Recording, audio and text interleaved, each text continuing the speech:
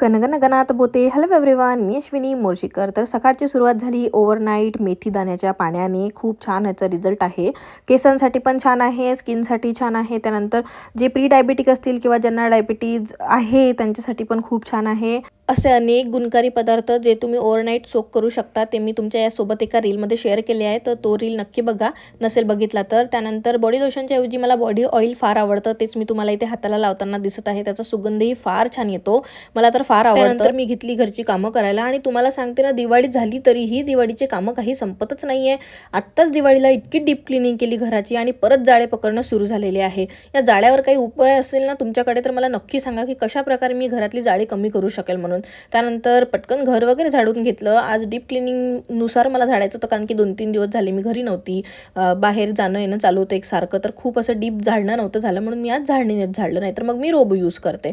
पटकन खाली जाऊन फुलं वगैरे घेऊन आली. देवपूजाही चांगली करायची होती मला. त्यासाठी मस्त सगळे रंगीबेरंगी तुम्हाला दिसत असतील फुलं आणले मी मस्तपैकी. जास्वंद होता, अपराजिता होता, कणेराची फुलं होती आणि पांढरी फुलं, गुलाबी फुलं अशी दोन्ही मिक्स होती. सगळी फुलं वगैरे घेऊन छानपैकी मनोभावे देवपूजा केली आणि खूप प्रसन्न वाटत होतं. घरी जसं धूप लावलं तसा. मग तुळशी देवीजवळ पण अगरबत्ती वगैरे लावली आणि तुम्हाला सांगितलंच की दिवाळी झाली तरी दिवाळीचे कामं काही संपत नाही आहे. त्यातलंच हे काम म्हणजे आता डेकोरेशनचे जे झाडं वगैरे जे काहीही आर्टिफिशियल लळा वगैरे मी लावल्या होत्या झेंडूच्या त्या सगळ्या काढून घेतल्या. त्यानंतर ऑफकोर्स कपडे, भांडे हे सगळे कामं ना रोजची रोज आपल्याला करावीच लागतात. कधी कधी ना असं फील होतं की मी एका लूपमध्ये अटकलेली आहे आणि तो लूप कंटिन्यू असा मला म्हणजे काय म्हणू शकतो आपण त्याला, असं त्याच्यात घुसमळल्यासारखं होतं. कधी कधी छानही वाटतं की मस्त आहे आपण आपल्या लाईफमध्ये मस्तपैकी कामं करत आहोत. कधी कधी थकून गेल्यावर असं जीवावर येतं की काय यार रोजच्या रोज हेच काय कामं करावी. असं तुमचं पण माझ्यासारखंच होत असेल ना तर मला नक्की सांगा.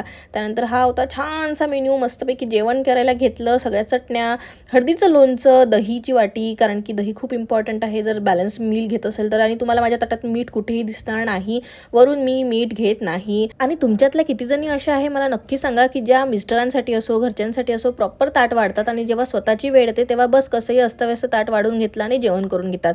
तर माझं असं बिलकुल नाही आहे. तुम्ही बघू शकता मी एकदम प्रॉपर ताट वाढून घेतला आहे. हां, एकदमच इमर्जन्सी असेल, खूप लवकर अर्जंटमध्ये जेवायचं असेल, विनिशा रडत असेल तरच मी अस्ताव्यस्त ताट घेते, नाही तर मी एकदम पद्धतशीर ताट वाढून घेते.